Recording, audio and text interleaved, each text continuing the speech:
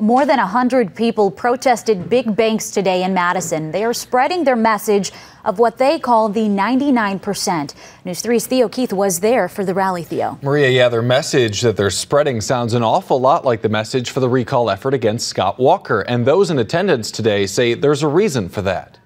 We are 99%. They are people who call themselves middle and working class. Our economy is a mess, and I need to help any way I can. Saturday, they stand in front of a Chase Bank branch on the Capitol Square to support transferring cash from big banks to local institutions. Remember the 5th of November. They say they're trying to get the attention of those in power, the other 1%. I am part of the 99%. Carla Nordness was there. She's a teacher, earning less, she says, and paying more. I'm 48 years old, and I was thinking my life would be getting easier, and I'm starting to worry about how I'm going to pay my bills.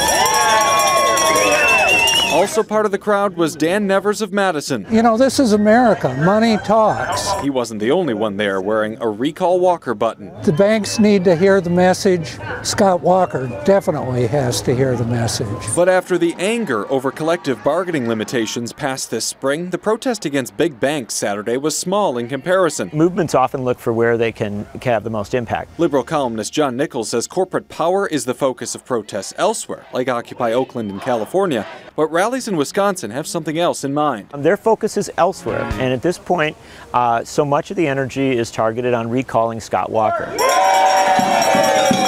For those protesting on the square, it was a way to keep the momentum going, they say, against the banks and Scott Walker. The 99% pay the taxes, take all the blame for the issues, and the 1%, do we even know anything about any of that?